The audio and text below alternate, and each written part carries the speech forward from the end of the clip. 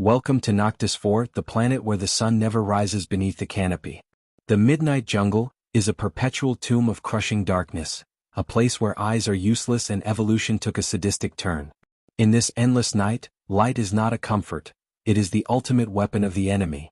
The jungle is filled with lure flora, flowers the size of cars that pulse with hypnotic, beautiful neon colors, fungi that carpet the forest floor in soft, inviting blues, trees that weep glowing sap. They are breathtaking. And every single one of them is a sensory organ for the gardener, a subterranean, carnivorous hive mind that spans the entire continent. The light lures you in. It triggers a primal instinct to move toward the glow in the dark. And the moment you step into the light, the gardener knows where you are. The ground beneath you liquefies. Massive, barbed root tentacles burst from the mud, dragging you down into the subterranean digestive pits before you can even scream. Standard military doctrine fails here because standard military gear uses light. Flashlights, laser sights, even the glow of a wrist comp, it all just paints a target on your back. That's why the Federation sends us. The 9th Steiner Blackout Division. We don't fight the dark, we embrace it. We wear advanced thermal masking suits that make us invisible to heat sensors. We use multispectrum acoustic and thermal vision that turns the pitch-black world into a landscape of cold blues and hot reds. And our primary weapon isn't a gun, it's the Mark IV Photonic Suppression Charge or pitch bomb.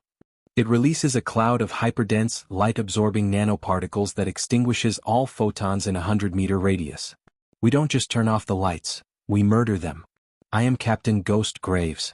Our mission: infiltrate the Neon Graveyard, a high-density lure zone where a geological survey team vanished 6 hours ago.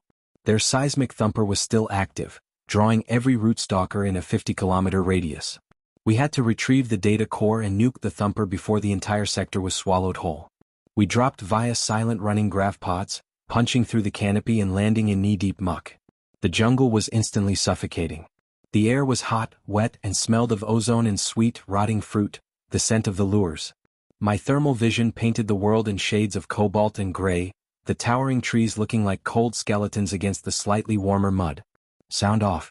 Whispers only, I ordered over the closed-circuit bone conduction comms. Vesper, heavy gun ready. Thermal tracking is clear. Kale, seismic sensors are going crazy, Cap. The ground below us is moving. It's all moving. We pushed forward, moving like shadows. The silence was absolute, broken only by the soft squelch of our boots. Then, ahead of us, the darkness tore open. A clearing was illuminated by a colossal siren orchid. A flower 20 feet tall glowing with intense, pulsating waves of violet and electric blue light. It was hypnotically beautiful, casting dancing shadows through the trees. Around its base we saw the survey team's gear. Helmets, rifles, a half-buried rover. They had walked right into the light. It's a feeding ground, Vesper whispered. Kale, the thumper is 20 meters past the orchid. Vesper set up overwatch. On my mark we go loud, I ordered. We moved toward the light, keeping to the shadows at the edge of the clearing. The closer we got, the more the ground vibrated. The gardener knew something was near, but without a light source on us, it couldn't pinpoint the prey.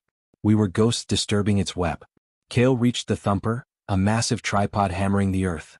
He started hacking the data core. The rhythm of the thumper changed, speeding up. Cap. The thumper's seismic waves just shifted frequency. It's calling them. Kale yelled, his voice tight. The jungle erupted. The beautiful violet light of the orchid suddenly turned an angry, searing crimson. The ground around the flower exploded upwards. Dozens of root-stalkers burst from the mud, thick, muscular vines covered in jagged bioluminescent thorns and topped with snapping lamprey-like mouths that glowed from within. They didn't see us. They saw the heat signature of the thumper and the residual warmth of the rover. They attacked the machinery with mindless fury, tearing metal apart like wet cardboard. They're overwhelming the target area. I need cover. Kale screamed over the roar of tearing earth. Vesper. Light 'em up. I roared. Vesper opened up with her heavy rotary cannon. The weapon was chemically suppressed. No muzzle flash, just a dull, rhythmic thud-thud-thud. On my thermal view, I saw lines of white-hot heat tear into the cold shapes of the root-stalkers. The high-explosive armor-piercing rounds shredded the biomass, blowing chunks of glowing root and mud into the air. The stalkers shrieked, a sound like grinding stones, and turned towards the source of the pain. They couldn't see Vesper, but they could feel the ballistic impact. A massive tendril, thick as a redwood, lashed out blindly at her position, crushing the trees where she had been seconds before. I'm displaced. They're tracking the kinetic energy, Vesper reported, already moving to a new firing position. Kale status. Core secure. But the thumper is bracketed. I can't get close to set the nuke. The ground beneath us buckled.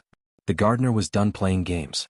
The entire clearing began to sink, forming a massive muddy vortex pulling everything towards the central orchid.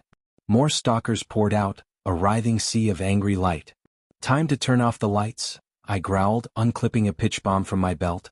Fire in the hole. I threw the sphere into the center of the clearing, right at the base of the crimson orchid. Thwomp. The detonation was silent, but the effect was apocalyptic. A sphere of absolute, unnatural void expanded instantly. The crimson glow of the orchid, the bioluminescence of the stalkers, even the faint ambient light from the far-off stars, it all vanished. The center of the battlefield became a black hole in reality. The effect on the hive mind was catastrophic. The gardener used light not just to lure, but to coordinate. Blinded, the stalkers went berserk. Through my thermal vision, the scene transformed from a beautiful nightmare into a chaotic hellscape of heat signals. The stalkers began tearing at each other in confusion, their glowing maws snapping blindly in the dark. They're blind. Move. I led the charge into the pitch zone. We sprinted through the swirling, light-absorbing fog. It was like running through cold smoke. We dodged thrashing tendrils that couldn't see us, using our thermal vision to navigate the chaos. We reached the thumper. Kale slammed the seismic nuke onto the chassis and armed the timer. 2 minutes. We need to be a click away. Vesper, clear a path. Vesper took point, her cannon churning through the confused mass of roots blocking our escape vector. We were fighting inside a dying beast. The ground was still sinking, dragging us down.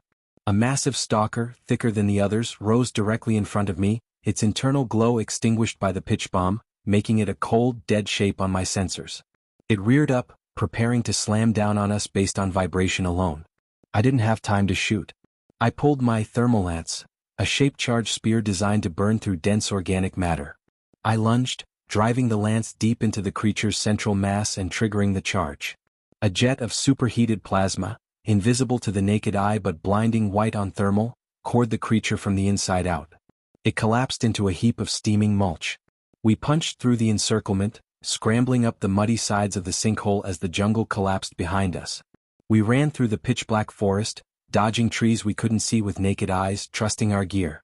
Behind us, the gardener was screaming, the ground shaking violently as it tried to find the source of its agony. We hit the 1-kilometer mark and dove behind the root structure of an ancient iron tree just as the nuke detonated. It wasn't a flash of light. It was a seismic hammer blow. The ground lifted 3 feet in the air, knocking the wind out of us. The sound was a low-frequency roar that vibrated our very molars. Behind us, the neon graveyard ceased to exist. The thumper, the orchid, and thousands of tons of root stalkers were vaporized in a subterranean thermal blast. We lay in the mud as the shockwave passed, the jungle falling deathly silent. The bioluminescence in the surrounding area flickered and died, the hive mind reeling from the massive trauma. Sound off, I gasped, spitting mud inside my helmet. Vesper, clear. Ammo depleted. That was intense. Kale, clear. Data core secure. The gardener is gonna have a hell of a headache. We stood up in the true natural darkness. The beautiful, deadly lights were gone. We were alone in the black, the masters of our own domain again. Let's move to extraction, I said, checking my thermal scanner one last time. The jungle was cold. Dead. Before it wakes up and realizes who turned out the lights. Humanity had proven the ultimate truth of the midnight jungle. When the light is a weapon, the darkness is a shield.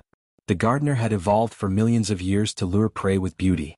It had never encountered a species that looked at its dazzling trap and decided to simply bring the void. We didn't conquer the green hell with fire or daylight. We conquered it by becoming darker than the night itself. This has been Apex Sci-Fi. If the light tries to eat you, bring the darkness. If you enjoyed this high-octane battle in total blackness, smash that like button. If you can find it, comment below. What terrifies you more? Monsters you can see or monsters you can only hear in the dark? Subscribe for the next story. The lights are out. The trap is broken.